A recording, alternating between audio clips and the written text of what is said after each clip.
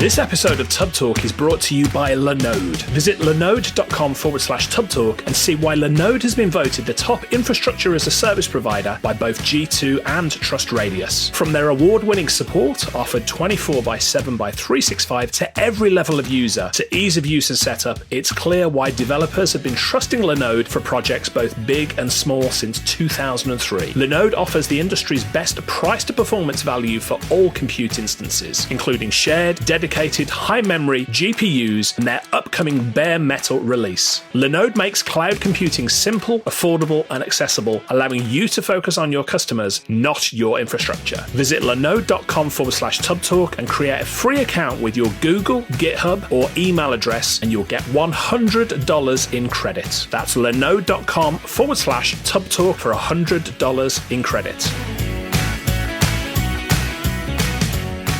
Hey everyone, Richard Tepp here, back again, and my guest today is somebody who I've wanted on the podcast for a long time. We've had some near misses, but we're finally here today. I'm speaking to Todd Kane. He is somebody who is hugely well known and respected within the MSP industry worldwide. He's worked as the VP of Operations for the award-winning MSP Fully Managed and has led technology teams for several of the largest and high-growth companies in Western Canada. Todd now acts as an MSP consultant to some of the most successful IT businesses in our space, and his record is really impressive, including doubling the revenue of several companies and leading double-digit increases in margins. Above all, though, I consider Todd to be my go-to guy for KPIs, key performance indicators in the MSP space. This is a man who is, dare I say, obsessed with performance, with dashboards, with key performance indicators for managed service providers. Todd, welcome to Tub Talk, my friend. It's a pleasure, Richard. Thanks for having me on. Oh, and we've waited so long to get this interview done. We've had a couple of near misses, but we are here now. We were just talking before we came on air over in Western Canada compared to the UK, how we're finding things in this sort of COVID times and getting out and about there. So how have the MSP industry, how has it fared in Western Canada? I would say very well. I think in a lot of cases, it's a tale of two companies. What I've seen is the companies that are much more of a MSP predominant business model are faring very, very well. The adoption of outsourced IT services and the reliance on IT services as a whole has been huge.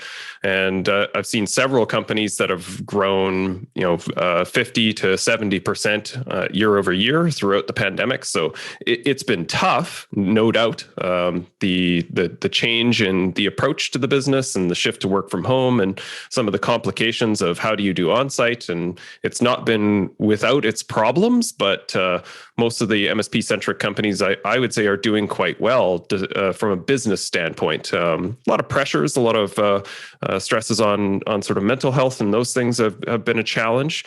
But the businesses that are more focused on sort of the VAR side of the business, project and product, have struggled a little more than the MSP predominant companies, just seeing that the inconsistency on projects, and certainly near the early part of the pandemic, there was a sort of a brief pause on projects and product sales. So they hit a bit of a dip there, but more and more, it seems like things are kind of getting back to equilibrium in what we saw before. Things have accelerated forward. The businesses are different than they probably were, say, 2.5 years ago, but everything seems to be kind of getting back to the new normal, I guess we would call it. Yeah, and I'll say a public thank you here to you as well. I know I'm not alone in this, but your emails that you send out, you sort of send it on a very consistently on an intermittent basis, though. You write, don't you, when there's things on your mind, and you share them with the industry. And I've got some real gold from some of the things that you've talked about there, not just KPIs, but your finger on the pulse of the industry, service delivery, all manner of things. So thank you for writing those emails. Oh, I appreciate it. I try to make it useful and not just sort of marketing. The tagline I use is no fluff, all good stuff. And that definitely shows through. So I think anybody, we're going to talk about KPIs today, but anybody looking for an insight into email marketing, and how to do it by providing value, sign up for Todd's email newsletter, if I could call it that. Sign up for Todd's regular messages to the MSP community, because you'll find a lot of value in them. Todd, I'll rewind a little bit, though. I alluded to your journey in the managed service world. Of course, you're an MSP consultant now to some of the top MSPs, not just in Western Canada, but worldwide. But you've been in the managed service space for a little while now in various roles, haven't you? So tell us a bit more about that journey. Yeah, so I started originally as a tech. So I was in the trenches. In fact, I had my first IT consulting company before I graduated high school. So I was going to school with a tie so that I could manage the internal network for the school, as well as looking after some clients after school. Then I got absorbed into a larger consulting firm, went through this absolutely crazy growth phase where we were literally hiring 20 to 30 people a week. So got a crash course, we call it my MBA in life on growing a business at an insane scale and not sort of breaking things along the way. And that gave me a real strong exposure to the operations side of the business. And that's where I switched over from the technical doing to the technical managing. Which was not necessarily the direction I had thought that I would go in my life, but really got a taste for it and saw that I could actually influence and provide a positive influence on some people's lives. And that became really cool.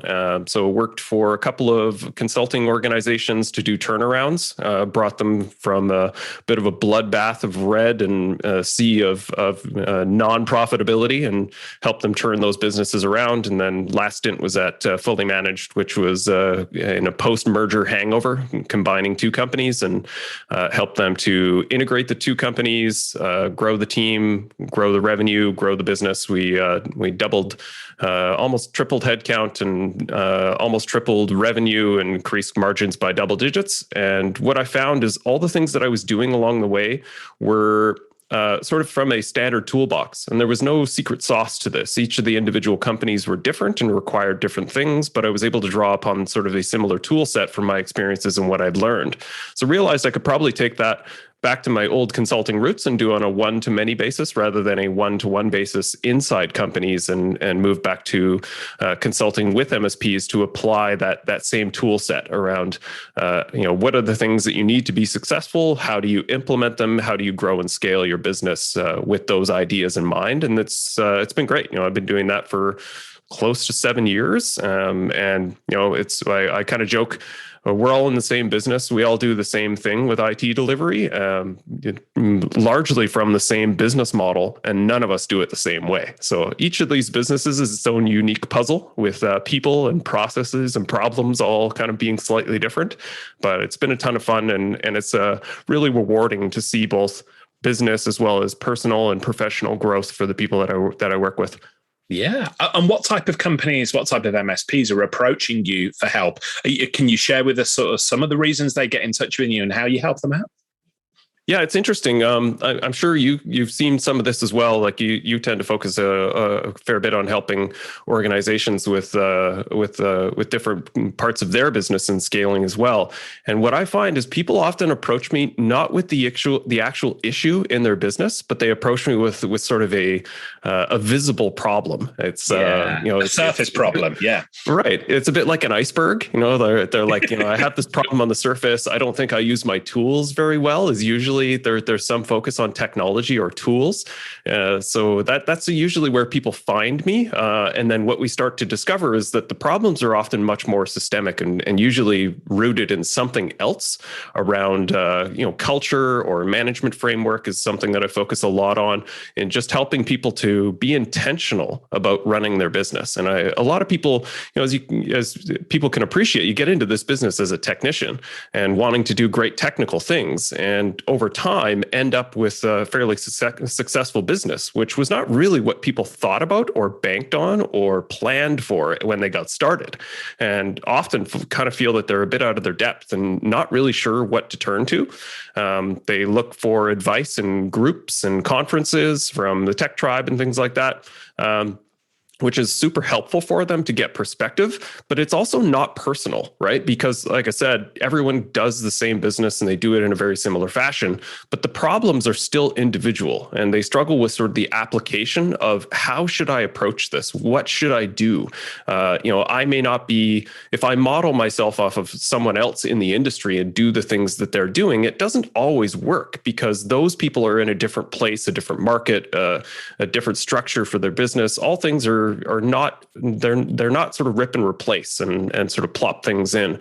So I tend to describe myself as not really prescriptive about the business. I won't tell you, here's a 300-page binder. We're going to start from page 1. We're going to do all these things to get started because, eventually you'll find some value in that. But I consider myself much more consultative in figuring out, where do you want to go? Where are you right now? And then let's build a strategy that gets you from A to B. And that is usually the component that I find is missing for people because, they go through these growth problems, right? That what got you here is not necessarily what will get you where you want to go. And those things are understandably difficult because you don't necessarily have the experience or sort of the tools to draw upon that will get you past the parts that you're struggling with in your business, right?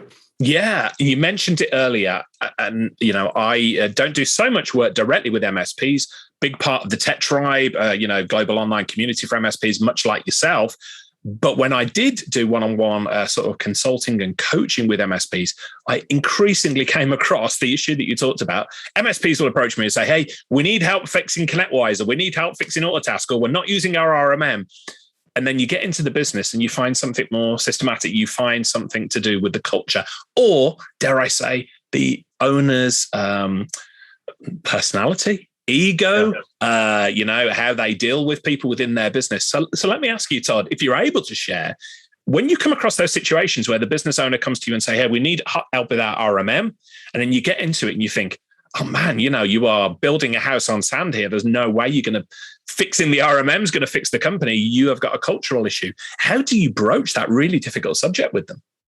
Yeah, it's interesting. I often describe this as a company's culture is often a reflection of the owner or certainly the leadership, right? And I find that that's consistently true. And that's not a thing of the IT industry. I think that's business as a whole. So that is certainly true, that there's a reflection that exists there. Sometimes there's an awareness that the issues are more systemic, and there's maybe a surface awareness of those things. People will opt, like one of the questions I often get asked the most is, how can I make my team accountable? And that to me is sort of a red flag that there's not an intentional approach to management, and potentially there's some productivity and cultural issues, right? But I would say, how do you expose this? It probably comes back to KPIs and dashboarding. And this is a large reason why I focus on this, is because it removes the subjective nature of how you view your business, right? What's your headspace? What do you pay attention to? What do you deem to be important? All of those things will color what you see and what you focus on in your business. And they're not necessarily the right things. It's just maybe what you feel comfortable with, or what sticks out like a sore thumb to you. But if you get intentional about reviewing some of the industry standard metrics, it's really fun and kind of exposes a lot of things that you may not have otherwise seen.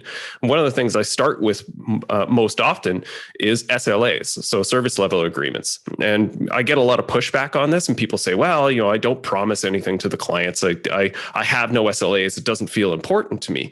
And that's not what's important about them. SLAs are very useful as a measure of the sort of the consistency and the pull through of the productivity in your business. So how long is the life cycle of a ticket is a very natural thing that you should ask in your business, because that's fundamentally what we do with at least 50% of our day, is managing and addressing and closing tickets. So what I'll do is often establish some of these numbers. We'll review some of the dashboarding and the metrics that we start to pull and say, okay, so your average time to acknowledgement is 4 hours and your average time to resolution is 36 hours. And people go, no, that's not true. That's not true. No. We close tickets much faster than that, right? Like, okay, well then let's figure out why your system tells you that this is how long it takes. And what you often find is it's process issues, right? It's people set tickets in the wrong status. People are mismanaging managing tickets. Tickets get lost because there's no practical systems to make sure that these things flow through the systems properly. And so we're not talking about using SLAs as a guarantee to the client around what you're saying, how quickly you can acknowledge and resolve tickets. It's how quickly can we resolve these things internally, and how are we measuring the efficiency and the attention to process and detail within the team. So it's much more an internal measure that I find it being useful for than it is an external measure. Once you get to a point where you're actually proud of the numbers, then by all means commit to the clients and say, we're more than likely comfortable with the idea that we're going to close all tickets within 8 hours, because over the past 3 months, we've demonstrated it actually take us about 3 or 4 hours. So we're more than comfortable, say, on average, we're closing tickets in about 8 hours. But it's an internal measure more than an external measure. That is the most powerful argument I've heard for SLAs for MSPs, certainly at the SMB, the small and medium-sized business level. I've gone on record. It's one of my sort of soapbox topics, Todd. We've talked about this before, but I've talked about SLAs. Actually, if you're referring to an SLA contract with a client, perhaps in a dispute, you've already lost, because the relationship at the SMB level means, that's broken down. If you're looking at contracts, there's something seriously wrong there. But what you're saying is these SLAs should be a measuring stick for your internal performance and to measure it, as opposed to being something that you either show off to the client, unless you're really good at it, or you beat the client up with it and say, well, the SLA says we've got another 2 hours to respond to that, which we both know doesn't work. So that's a really sort of powerful argument you give for SLAs there. Yeah, it's I often say the most dangerous words for an MSP are, "Can you send me a copy of the contract?" Yes, absolutely. Good thing. So let's dive a little bit deeper into metrics, key performance indicators, KPIs. I've always been taught from really early on to manage an MSP, to manage an IT business by metrics, not by gut feeling. Why would you say this is important? Because I see so many MSPs who do not measure things within their business, and they literally go on how much money they've got in the bank, whether they feel as though things are going right, and literally sort of lick a finger, put it in the air. Yeah, things are going well, or not. Yeah. Yeah, it's really interesting, because another one of the KPIs that I'm quite insistent on that people have access to and be able to reference is customer satisfaction, so CSAT score. And on a number of occasions, when I recommend this to people, I have owners push back and say, "Well, I'm not really comfortable having that tool, because what if the numbers are bad?" Right? Like, that's such a crazy response. Wouldn't you want to know that your clients literally sticking your head in the sand on that one, isn't it? Literally. Yeah, it's crazy. So I think there's two things. Is what I referenced before is having an objective measure for your business. It's okay to go by gut feel. Like, the entrepreneurs are quite comfortable with this, because the sort of muscling their way through things is how you build a business for the first few years, regardless when you start. But at some point, you need to start to marry up that subjective feeling with an objective measure. The other part that I think is really important around this, or around utilizing KPIs, is as you scale, keeping track of everything that's going on in the business is absolutely impractical. And you see this with people that want to review every ticket before they close it. So the service manager or the owner is reading every ticket to ensure that it's good, and they've QA'd that ticket before it closes. That's fine if you have 10 or 50 tickets a day even, but you get to 100, 300 tickets a day, that is not going to work, right? So you need to start to think early on, what are the scalable measures that I can put in place to be able to monitor the business and be comfortable with what's happening in the business, but not to the extent where I'm spending my entire day reviewing other people's work in the service board. That just doesn't make any sense. So a big thing that I'm huge on in management is management by exception, right? So you want to set, what are the things that I expect from the business? What are the KPIs that I measure? What are the the good, the bad, and the ugly of what those numbers could and should be, right? So dashboarding with some KPIs using color coding is really, really helpful for this. And this is sort of comes back to my experience at FM, where we were maniacal about dashboarding and KPIs. And the reason why is that every department had dashboards that would hang over top of them. So as I walked the floor, or even when I was just going to coffee, I could glance up, look at those dashboards and see, all right, everything's green. They're ticking along. I'll ask if they need any support or they need any direction for today, but otherwise it looks like they're doing well. Pass another department, it's yellow. Okay. I'll maybe snoop around, check out some things that may be happening there. Or if it's red, then I know exactly who to talk to about that KPI and ask, do you have a sense of what's going wrong? Do you guys need any support? Is there anything that you're lacking? What's the issue here, right? And it helps you to be able to influence the numbers before they get bad, right? So you need these lead and lag measures. And most people are focused on lag KPIs where, what are the results, right? But you also want to look for lead KPIs so that you can catch these things before they become a problem.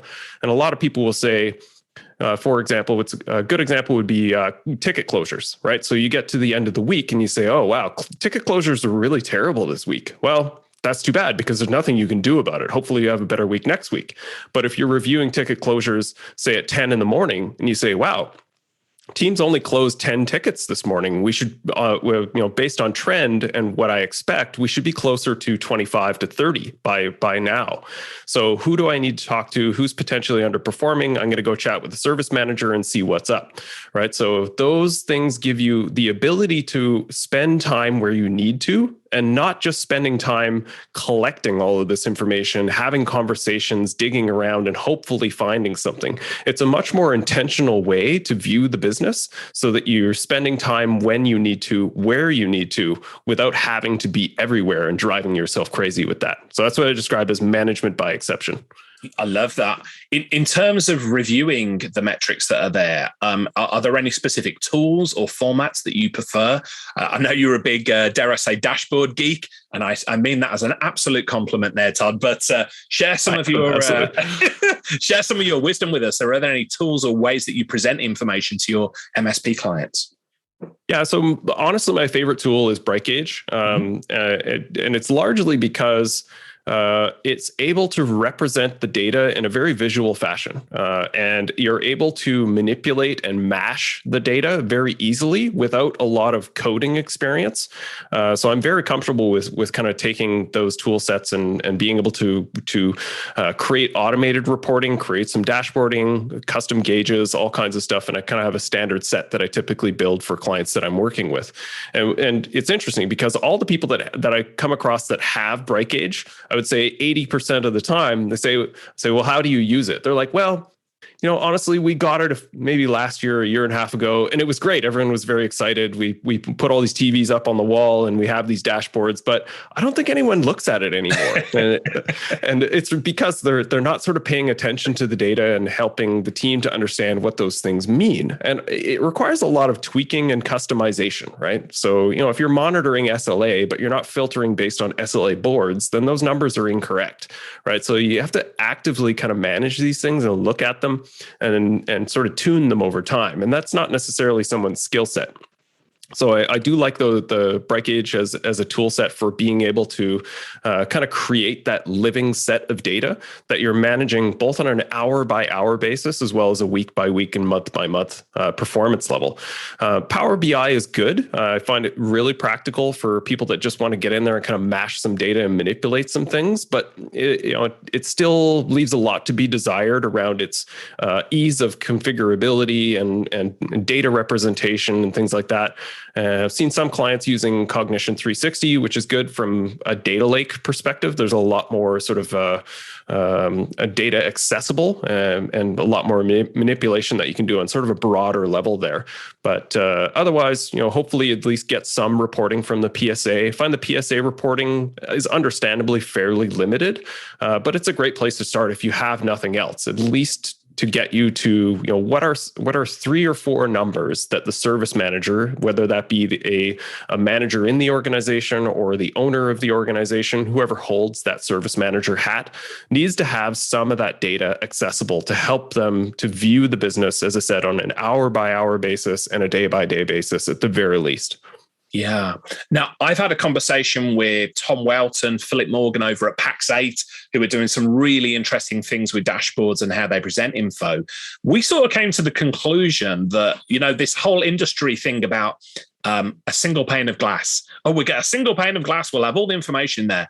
I don't believe that exists. I believe that there's multiple panes of glass there, and not in a convoluted way, but it's a case of somebody in service delivery does not need to see the same info as somebody in finance, and somebody in finance is not going to want to see the same sort of info as somebody in a management role. What's your thoughts on this whole concept of a single pane of glass?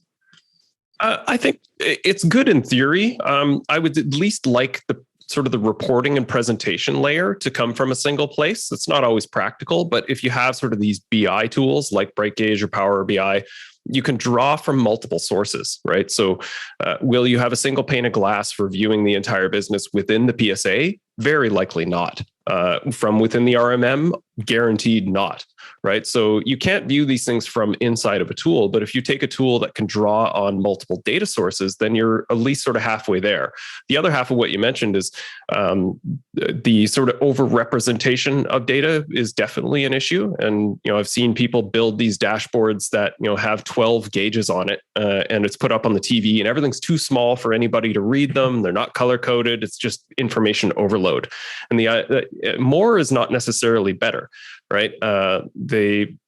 I kind of describe data and dashboards like a tapestry, right? So individual components are not representative of anything themselves, but you put them all together, then they start to make a bit more of a coherent picture. But then if you add too much, it just becomes too busy and no one can make any sense of it.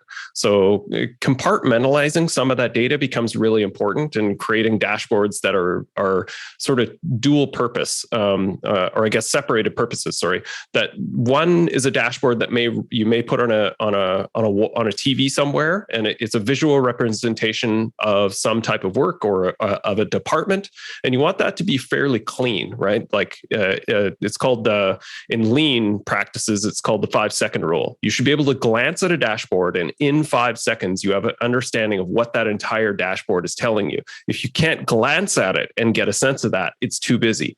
So that helps you slim down the things that are sort of publicly displayed or provide sort of fast informational sources.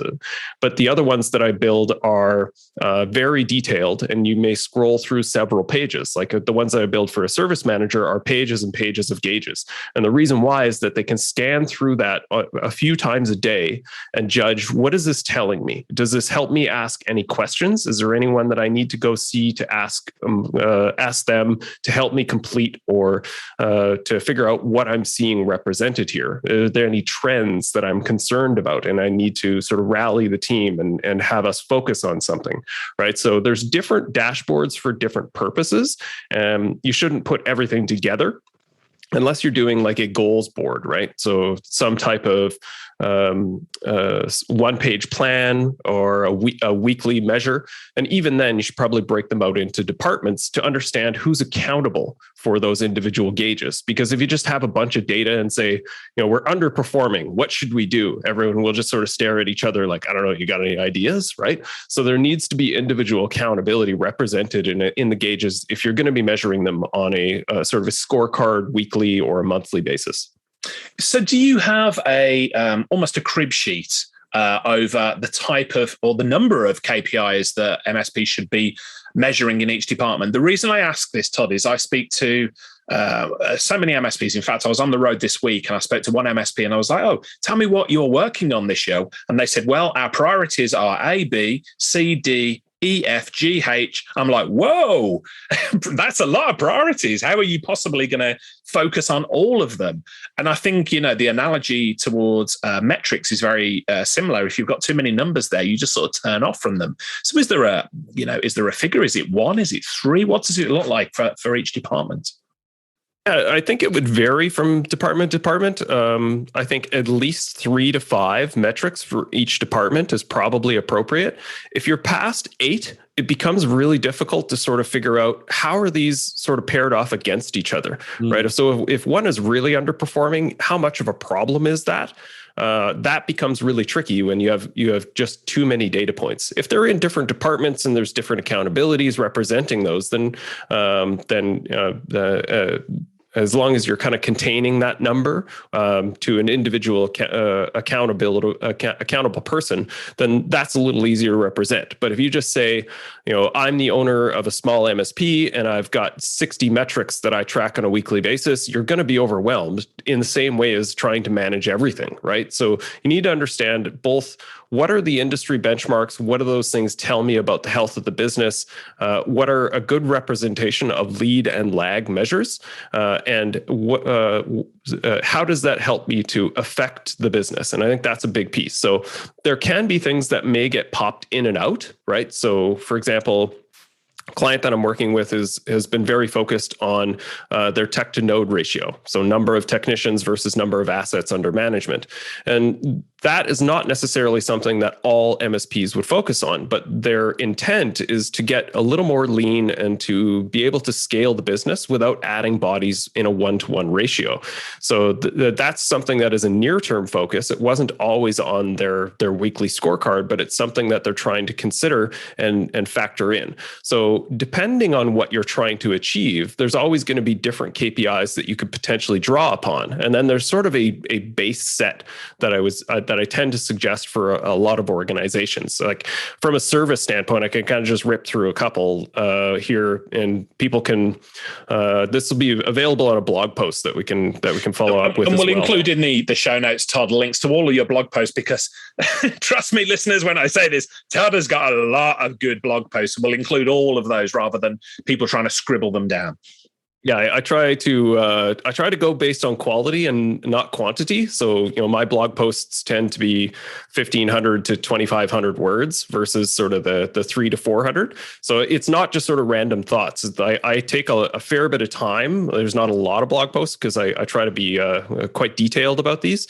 So you can follow up on these. I've got one for the business metrics that you should use and one for the service metrics. So, for example, the service metrics that I like to use are average time to acknowledgement, average time to resolution. Those ones are pretty standard. The kill rate or close rate, which is basically the percentage of tickets closed versus opened on a single day or a single week. Average hours per ticket. So how long does it take on average for each ticket to be closed? This is really important from a efficiency and effectiveness measure.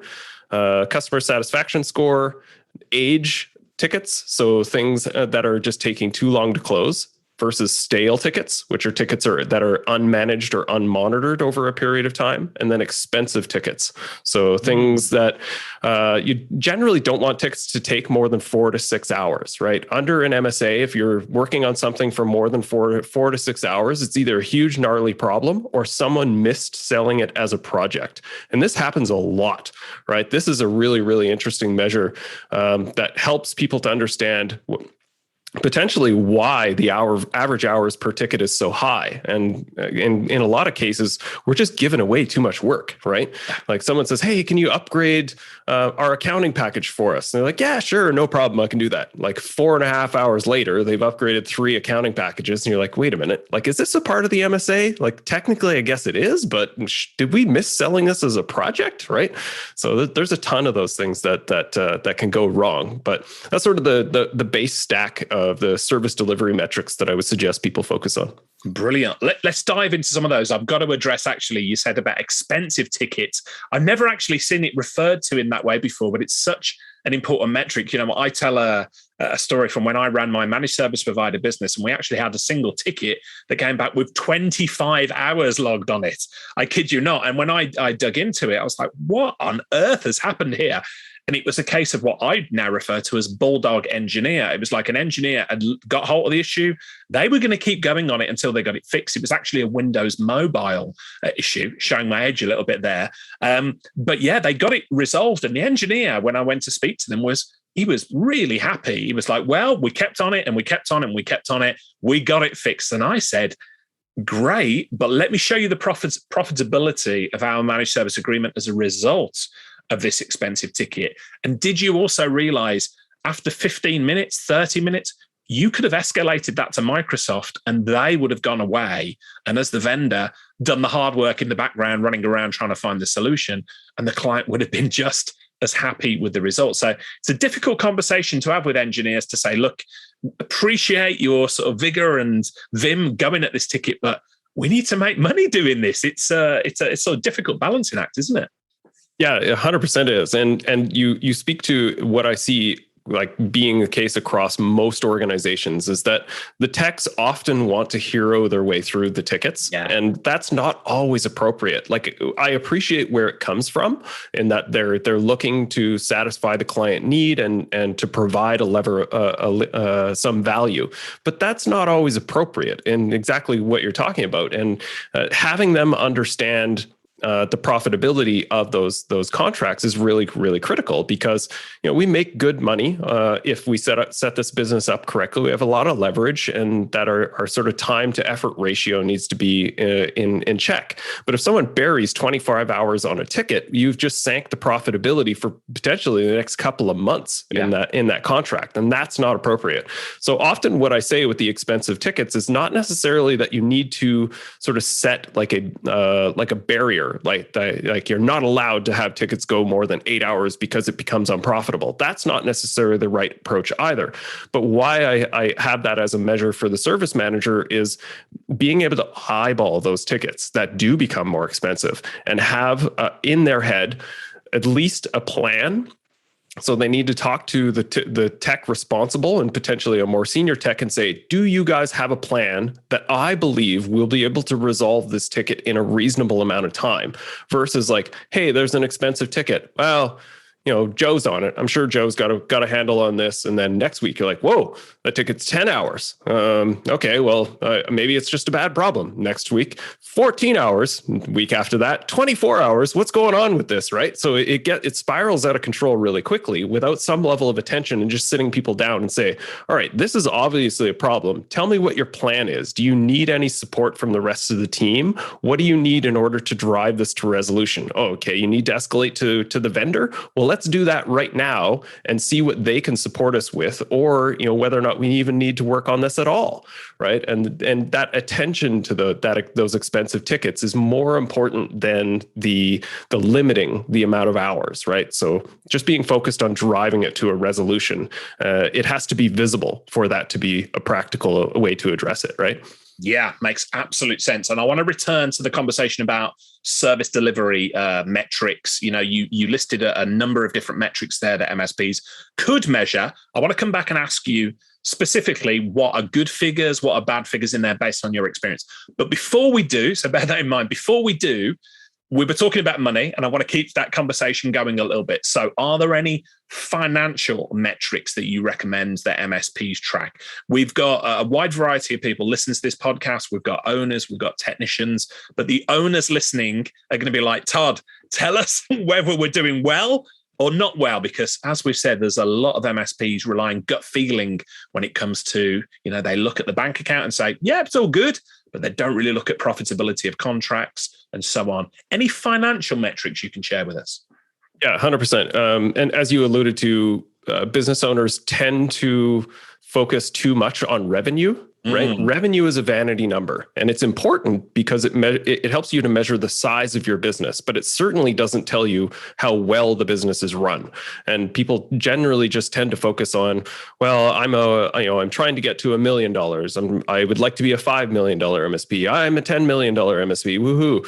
But none of that really matters in a relative fashion, because I have literally seen $1 million MSPs that make as much money in net profit as a $10 million MSP. Yeah.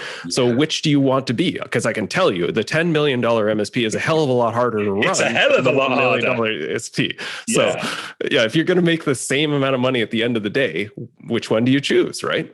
So that's really important. And two factors that are key there. One is gross margin on service delivery, right? Because that is really important for the business owner to understand, because it's a lever of efficiency for your service delivery, right? So you contain all of your COGS in salary and tools costs within that managed service business compared against the revenue, and that gives you your gross margin on service. The other part why that's helpful is that that's a number that, or at least a percentage that you can delegate down to the service manager, because all factors in, they have a pretty direct control over that cost of delivery, because that doesn't factor in how much you pay for benefits and rent and phone lines and equipment and all kinds of stuff, right? So that's a great one to be able to split out and give some accountability to the service manager, so that they're not saying we need more bodies. We're like, okay, but you may not get your bonus, because if we keep hiring people, then the gross margin is going to plummet. That helps them to focus a bit more on efficiency and effectiveness of the service delivery, right?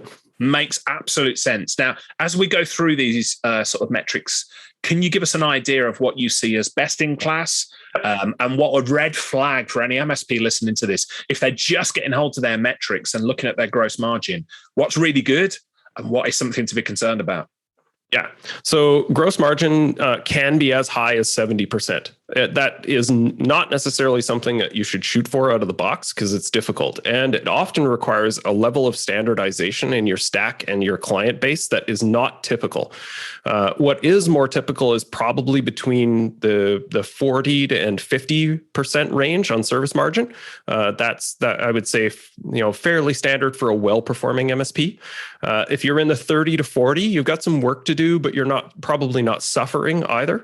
But it definitely will impact your bottom line. If you're below 30, then you're probably going to struggle with profitability just regardless, right? So, and I would say that's similar in how you would view individual contracts, right? So you first view the macro view of the service delivery from, sort of all of the service delivery unit together. And then if that's a problem, start to zero in on some of the clients. And similarly, if you're over 70% gross margin on a client contract, you better be very comfortable with the fact that they see value in that, because otherwise there's some risk there that you're potentially overcharging them. Similarly, if you have a contract under 30%, certainly under 20%, or in some cases negative, right? Like there are a number of clients in any MSP that are actually unprofitable, but people still justify it as, well, they pay us $8,000 a month. Well, okay.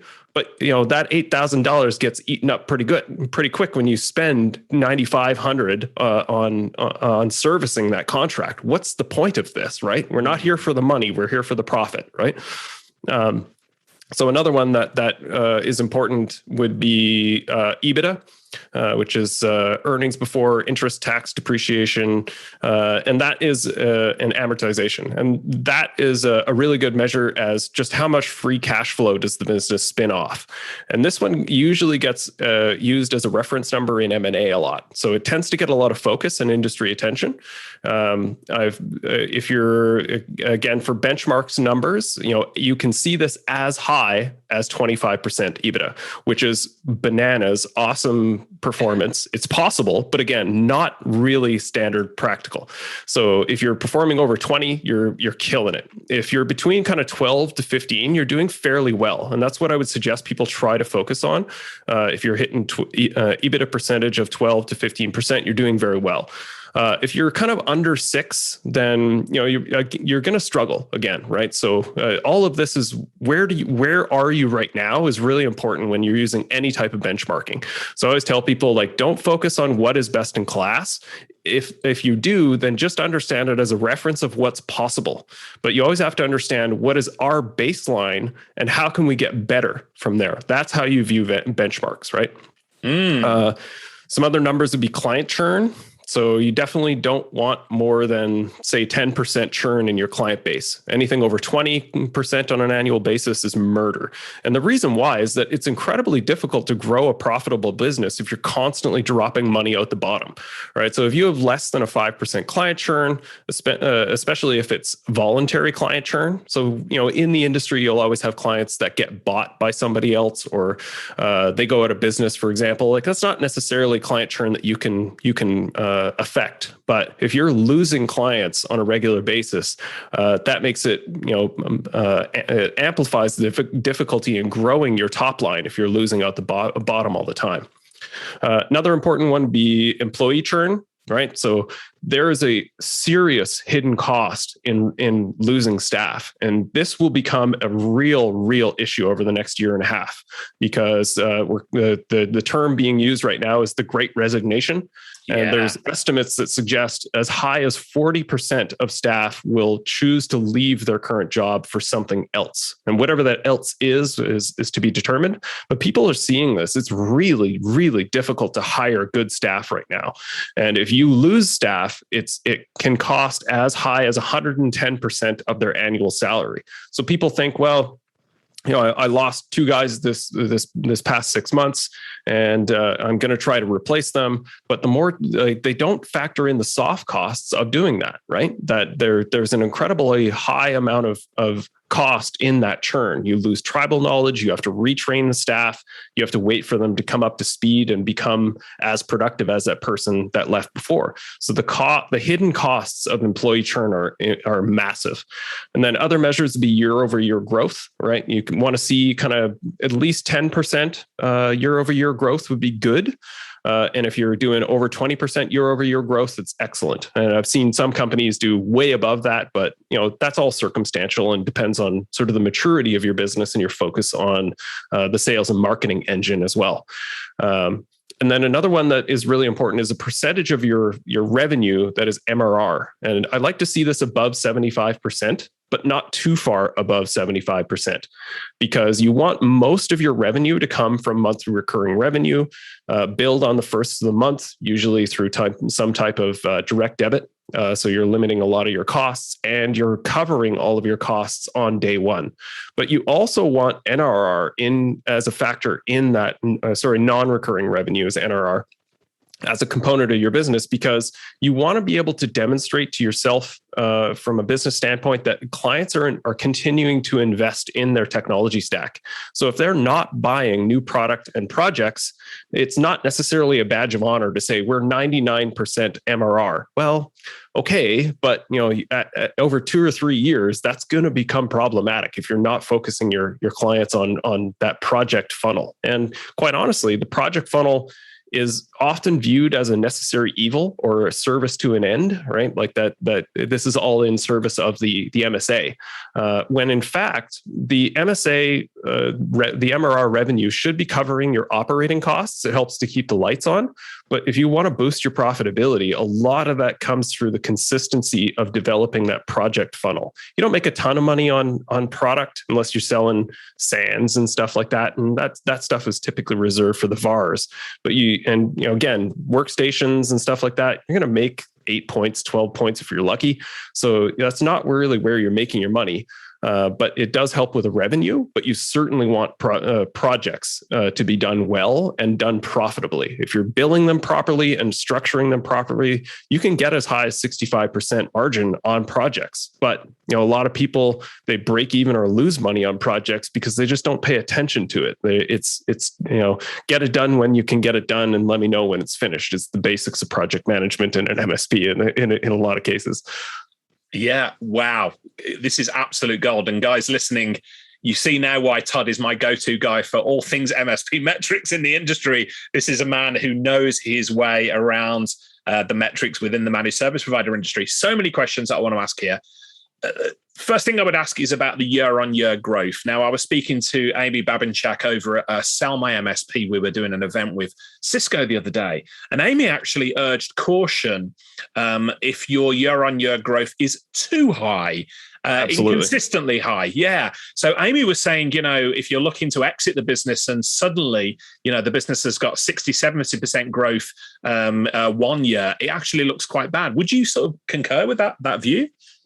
I personally don't know how it would be viewed from a valuation standpoint, but from an operations standpoint, it's incredibly problematic when you grow too fast. And I often caution people in this around being thoughtful about how many clients you can onboard at a time, right? Like most organizations, regardless of size, if you try to onboard 6 to 8 clients a month, you're going to end up completely fragmented, and it really drives down the efficiency of the overall team.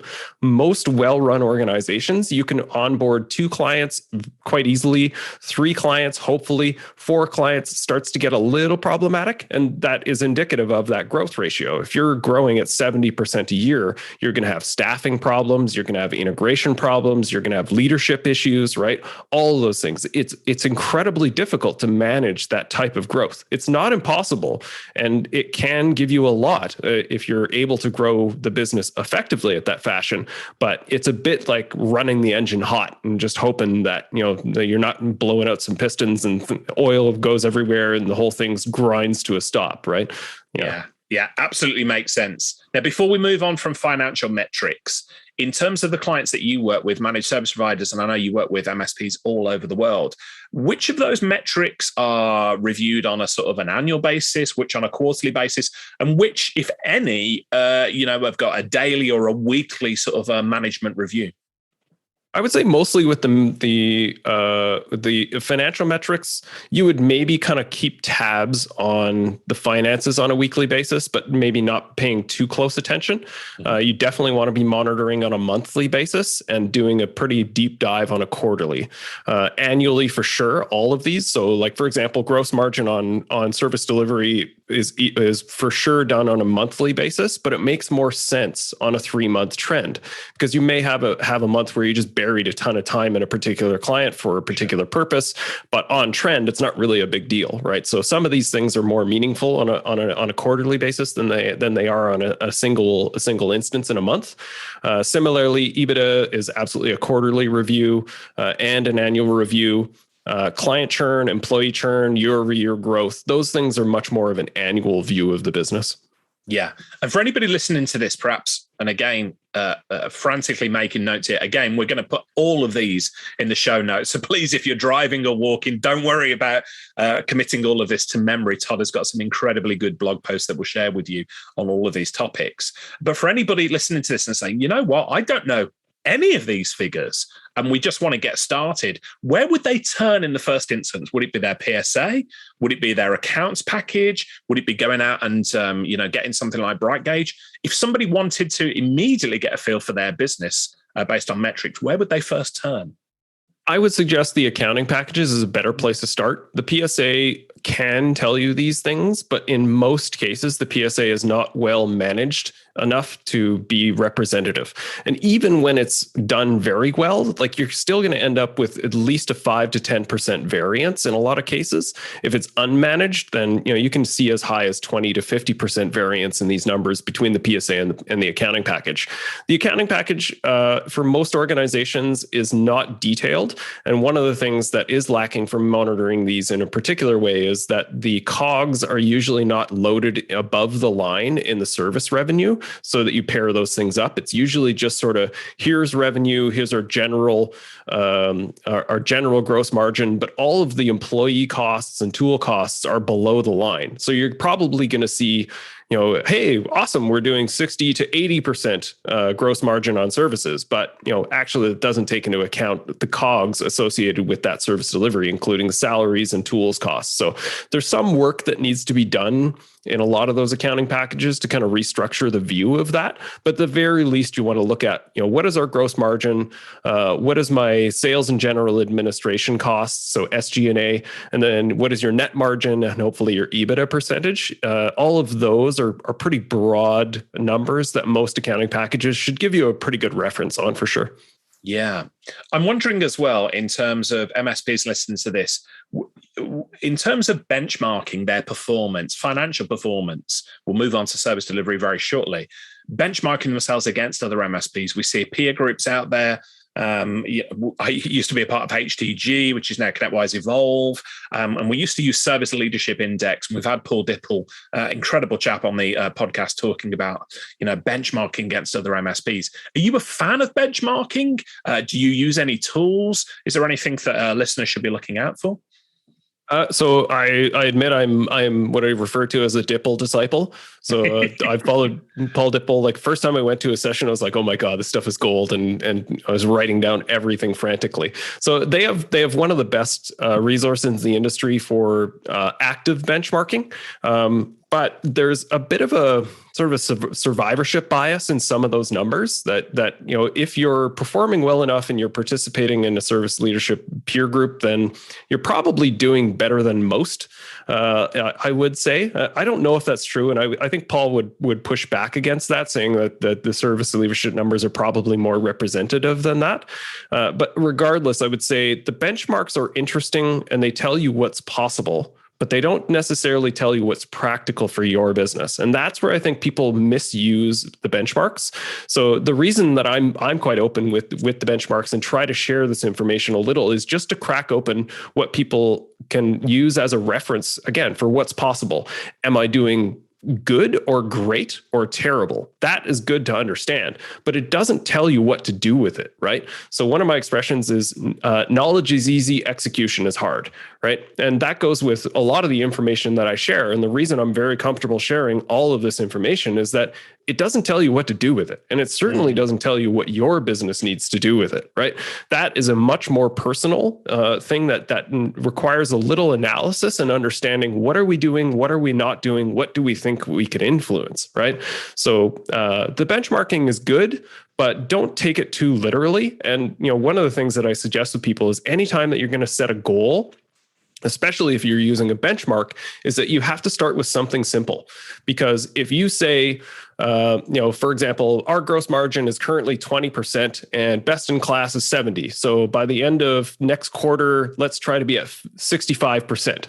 That's a completely impractical goal. And everyone's going to be seriously deflated when you completely miss the mark on that. So to say, okay, we're at 25% gross margin. By the end of the quarter, let's see if we can hit 30. That's a very practical ask. And then everyone gets a little wind in their sails and everyone feels good about some level of accomplishment. And then you continue to kind of ratchet things up and try to achieve more. That's a more practical approach for it. Is you have to understand where you're at in order to set a reasonable goal. Yeah. And for anybody listening to this and thinking, who's this Paul Dipple guy and why do Todd and Richard think so highly of him? Go back and listen to Tub Talk episode 31 when I interviewed Paul.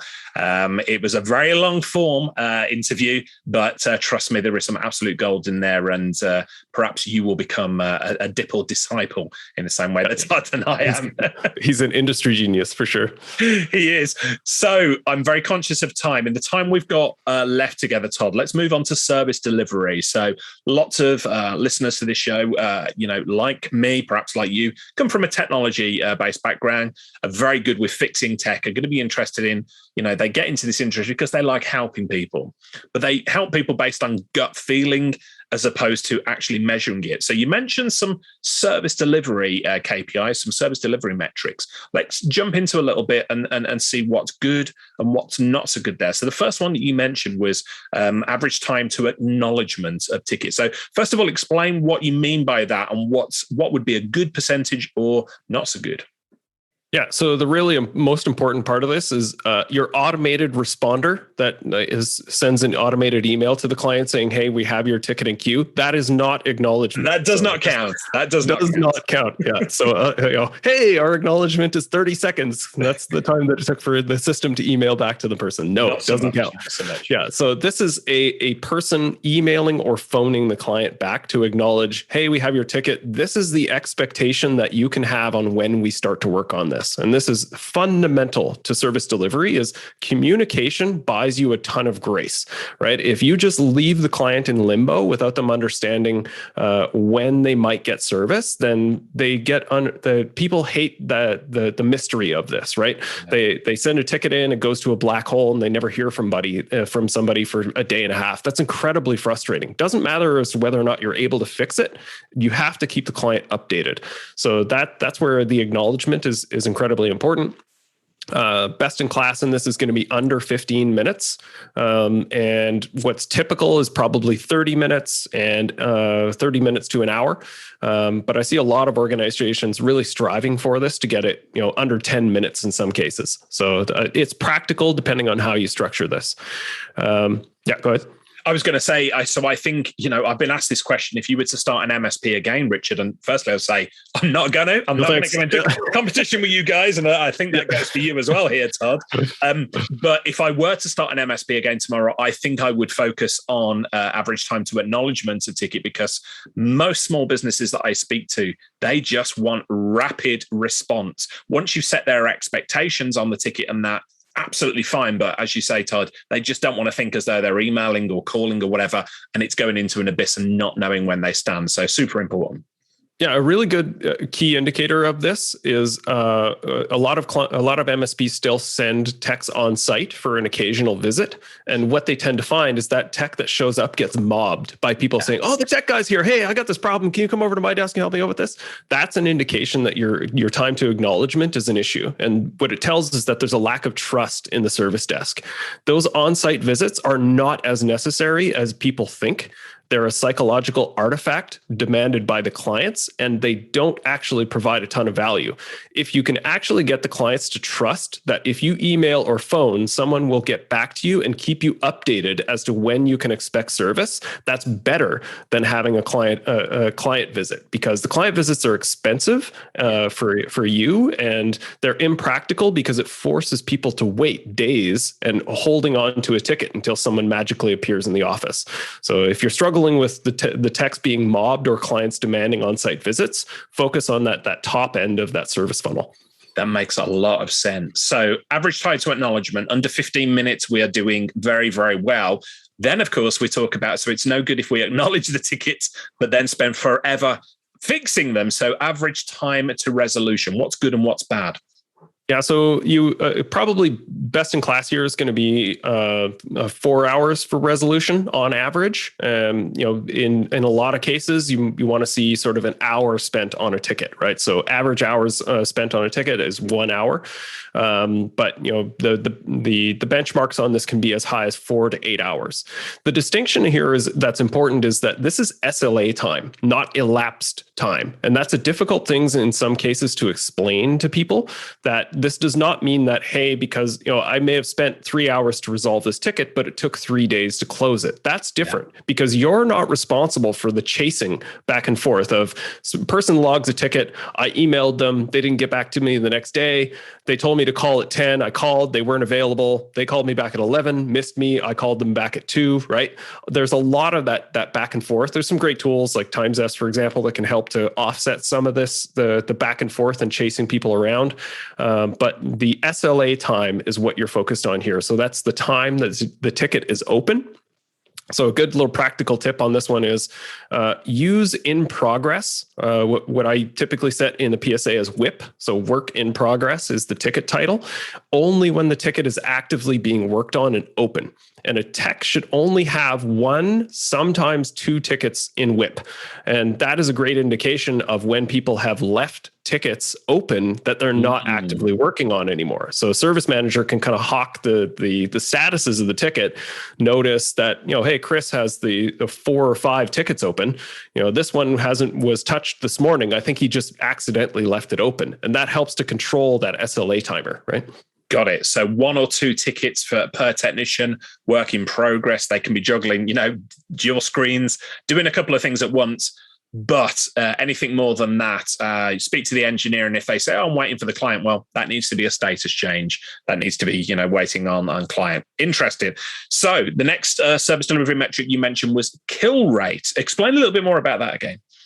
Yeah, so kill rate it's a bright gauge specific term.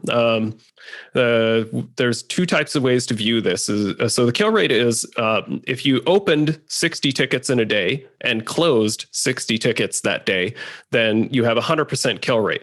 That doesn't factor into consideration whether or not you opened and closed the same 60 tickets in the day. Right. That would be different. That's a metric that we used to use at FM called TNT, today, not tomorrow, was our metric for that. So that's slightly different, not sort of what we're considering here. But you want to have a positive closure rate, at least 100% kill rate, because what that says is that you're able to keep pace with the inbound tickets and that you're not going to end up with the sink overflowing because you've only closed 50% of tickets today and only 50% of tickets yesterday and only 50% of tickets the day before that. Well, that means there's a serious backlog of tickets. So in general, you want 100% or above, which means that you're kind of clearing the backlog and not ending up with a glut of tickets that are starting to pollute the board. Got it. That makes absolute sense. So average hours per ticket is another metric you mentioned. Again, explain the background towards this one. Yeah, so this is a measure of efficiency. So how much time does each individual ticket take to close? And what I find is organizations that don't tend to focus on this, it's anywhere from 2 to 6 hours, which is a lot, right? If you think of that, then a tier 1 closing tickets on an average of 2 hours can probably only close 3 or 4 tickets a day in the time that they have to work. Versus if you crush that down to 30 minutes, then all of a sudden you can triple the amount of tickets that they can close in a day. And it shouldn't really feel that stressful. This is not to keep in mind. This is not to drive people around a pressure cooker or the sweatshop of closing as many tickets as possible. It's just simply that the tickets should be fairly simple and routine. There should be documentation for it. There should be standard issues that pop up, and not everything that comes to the service desk should be some strange gnarly issue that requires escalation to tier 3 and takes 6 hours to close. That is usually an indication that your systems and processes are not mature enough, or your standardization in your client stack is so out of whack that everything is some unique snowflake to close. So you should be seeing this as low as 30 minutes, but that's a very, very standardized, well-tuned machine. You should be probably aiming for 1 to 1.5 hours per ticket. Got it. And is there any granularity over these metrics that we mentioned? So you mentioned, first, second, third line there. Is there any value in breaking down these metrics by the different disciplines within the business?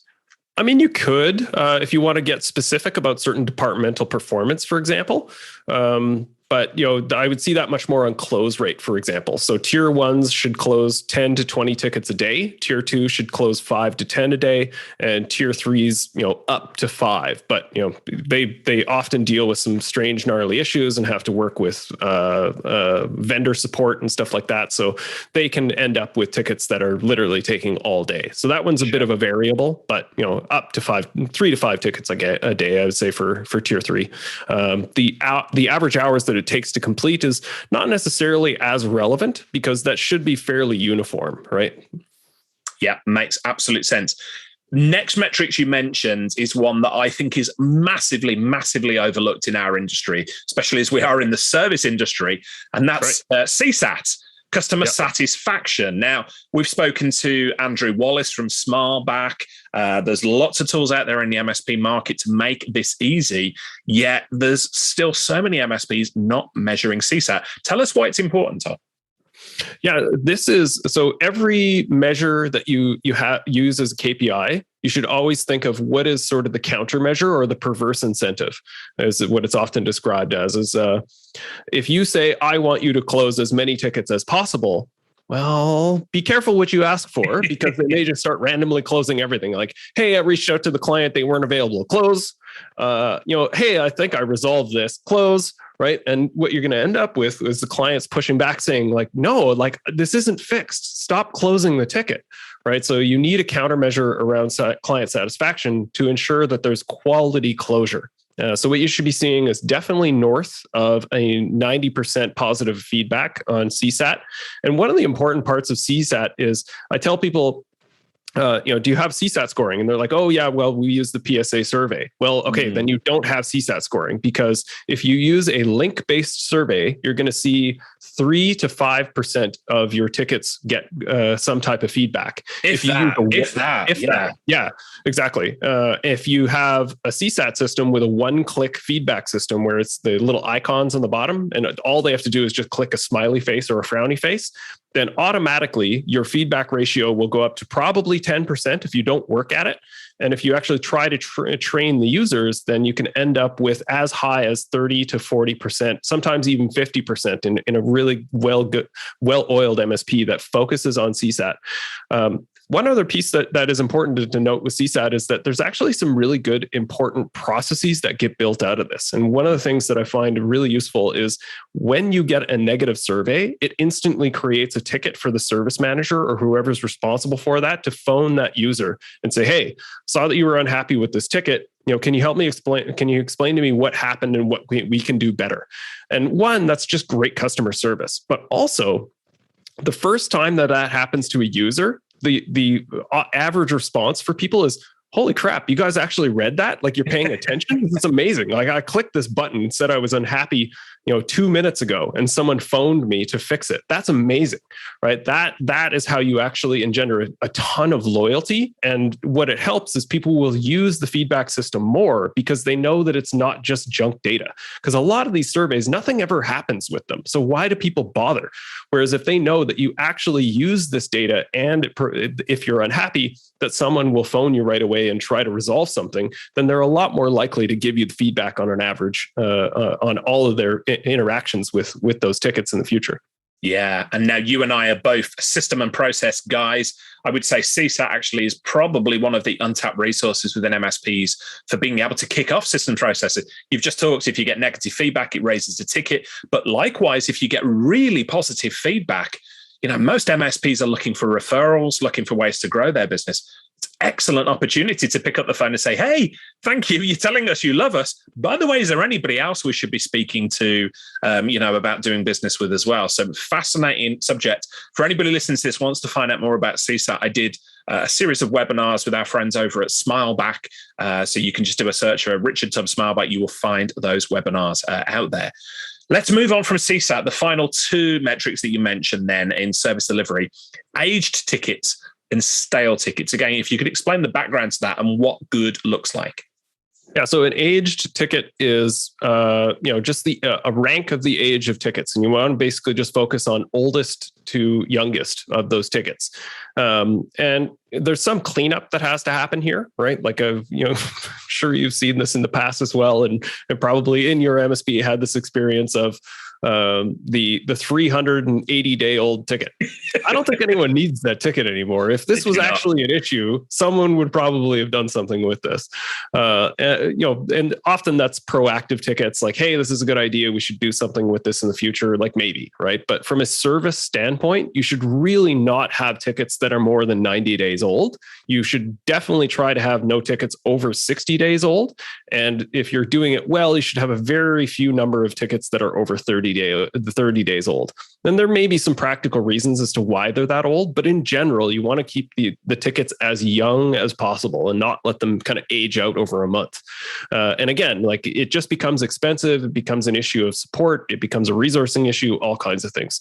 So that's sort of this is more just sort of a measure of pushing things down and kind of keeping a cap on things and rallying the team around, okay, guys, we got 20 tickets that are over 60 days old. What can we do with these? I need you to focus on this week and figure out how we can drive these to resolution. Bring me whatever you need, and I will help to support you and make sure that I get you the resources in order to close this. Do you need escalation with Microsoft, or do you want to pay for support or some other issue to drive this to resolution? Then that's what you want to focus on. Stale tickets is slightly different. They often get confused. A stale ticket, I usually set as a ticket that has not been touched in 3 or 4 days, depending on sort of the cycles. And this is paired with the fact that techs should generally not have more than 20 tickets in their queue. And the reason I suggest that is that it's really difficult and time consuming to float that many tickets if you have to update all of them on a 3 to 4 day basis. And the reason why is that you don't want to just say, hey, this ticket is waiting for a vendor and it's a week old, right? Okay, well, have we called the vendor to see if they forgot to call us, right? Like, what's next here, right? So you want to make sure that people are accountable to floating the tickets so that they're more likely to pay attention to them and want to get them off their queue, right? I don't want to have to be updating this ticket. I really wish the vendor would call me back. Here are the things that I need as far as support from the organization or some peer vendor. And that just becomes sort of a challenge for both the individual tech, but eventually the service manager as well. What can we do with this, right? Like, I'm not able to solve this. It's been sitting around for a while. It's stale and it's starting to age, right? It just helps to give you that focus of the fact that we're in the service industry and you need to keep people updated with what's happening. So just setting a pulse every 3 to 4 days to say, there's nothing I can do with this ticket. I'm waiting until October 11th for the vendor to get back to me. And I'll set a follow-up on October 8th to make sure that we're all set up for whatever the next step of this ticket is, right? So just kind of keeping the hope alive that we can close that ticket one day, basically. Yeah, makes absolute sense. You know, Todd, I'm a huge fan of David Allen's Getting Things Done, GTD methodology. David Allen talks about what's your next action.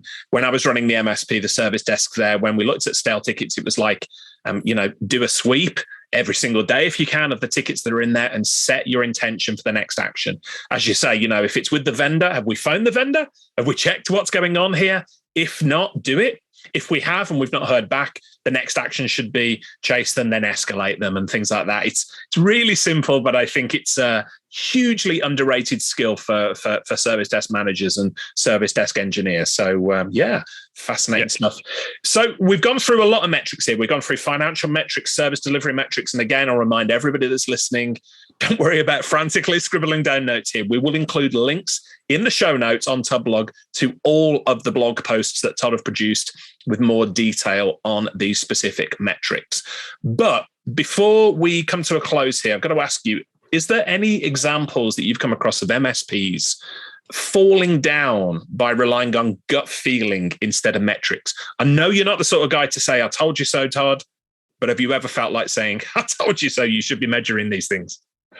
A fair bit, both on the positive and the negative, right? So like the positive is like the people that fear the CSAT score being low, it's often not, right? Like they're probably conscious enough about the service that they're at least meeting the minimum mark, unless the clients are running for the doors on a monthly basis. You're probably doing fine. So don't fear the data. I guess in that case, I would say, coming back to something we mentioned before, where I see people really going wrong with the measurement of the business is focusing too much on revenue as sort of a judgment of the business, and to me, that still feels like too much of a subjective view of the business. And they tend to want to resolve the issues around cash flow and growth with just revenue. You see, sort of the less sophisticated owners will typically just say, "Well, let's get out and do some sales. I got to sell some projects. I got to win some new business." But that actually doesn't correct the issue. You're compounding an issue that is more fundamental. So you may grow your business, but end up with the same cracks in the foundation that created an inefficient delivery. And what people find is like, I should be able to sell my way out of this, but all it does is create the same problems and amplify the problems that already exist. Where if you had sort of a more holistic suite of metrics that you're reviewing in the business, you would say, revenue is fine. We're growing. The growth is not necessarily bad, but our gross margin performance is not great. And if we dug a little deeper, it's because our two top clients are absolutely soaking us and taking way more of their proportional their portion of the service desk than is appropriate. And that's probably the best place to start, right? So you don't want to grow the business. You want to talk to the clients, those two top clients that have a high revenue number, but have a very low profitability, and therefore are causing too much stress on the service desk, which causes a lower profitability for the business as a whole, right? Yeah, makes absolute sense. Todd, this has been incredible. For anybody listening to this that perhaps been out for a long walk or driving in the car, we're coming to the end of our interview and they're like, holy cow, I've got to go and measure something in my business now because I'm relying on gut feeling rather than measuring by metrics. This is going to be a tough question for you, but I'm going to say it anyway. If you could tell anybody listening to this, hey, you're not doing anything in regards to measurement at the moment, I want you to go away and start measuring these 3 metrics for your business. What would you say? I'm not saying they're the most important, but the 3 metrics that every business owner should get started with. What would they be? I think net profit or EBITDA would be really important because, again, it just tells you as to whether or not your business is generating cash, right? Like cash is king and cash is the blood life of the business. So those things are super, super critical. Utilization is one that we didn't even talk about, but right. I would say that's an easy one to focus on because, again, it's a measure of the efficiency of your service delivery and whether or not you're leveraging the resources that you have available. So utilization, and then I would say it's a bit of a cheat, but I would say the SLA. It's multiple numbers, but the SLA as a measure of the efficiency of delivery and what the value flow of the service desk and the tickets looks like. That would be a really helpful one as well, because it just helps you get a picture of how quickly or not so quickly do the tickets flow through the service desk. That absolutely makes sense. And we'll allow you that third one. Even though it's a bit of a fudge, I think we'll allow you.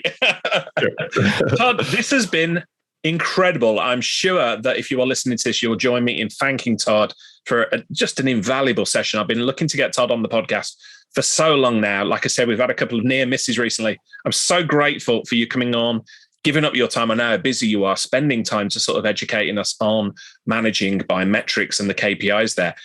I know you've already got a load of raving fans out there on the internet, but if anybody is listening to this, didn't know about your work, now does, wants to reach out to you and continue the conversation, what's the best way for them to find you online? You can look for me on LinkedIn, reach out to me there and connect if you like. A good, easy URL to hit is itisabusiness.com, because it is a business after all. We're not running charities, people. So make sure you run itisabusiness.com. Yeah. And we'll include all of those details, all of those links, all of the resources, all the KPIs, everything Todd talked about in the show notes that you can find across on Tublog. Todd, this has been absolute gold. I cannot thank you enough for it. Really, really appreciate it. Final shout out as well. That intermittent email letter that you send out to the community with pouring stuff out, that juicy brain of yours, sharing so freely and openly as you do with the community. Anybody listening to this, I would encourage you, go and sign up. If there's one action you take from today, it's go and sign up for Todd's email newsletter, for want of a better word there. Todd, thank you so much for today. I hope we can do this again soon and catch up online, because I suspect that we're going to have a ton of questions based on the back of this podcast. So perhaps we can get together again soon and talk more KPIs in the future. Awesome. Always happy to nerd out on this stuff. So thanks for the time, Richard. Thank you, Todd. Cheers.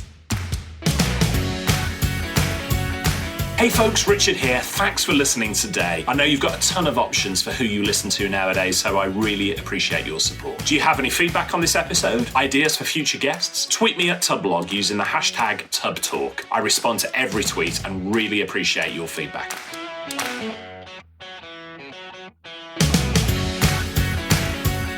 This episode of Tub Talk is brought to you by Linode. Visit linode.com/TubTalk and see why Linode has been voted the top infrastructure as a service provider by both G2 and TrustRadius. From their award-winning support, offered 24/7/365 to every level of user, to ease of use and setup, it's clear why developers have been trusting Linode for projects both big and small since 2003. Linode offers the industry's best price-to-performance value for all compute instances, including shared, dedicated, high-memory GPUs and their upcoming bare metal release. Linode makes cloud computing simple, affordable, and accessible, allowing you to focus on your customers, not your infrastructure. Visit linode.com/TubTalk and create a free account with your Google, GitHub, or email address, and you'll get $100 in credit. That's linode.com/TubTalk for $100 in credit.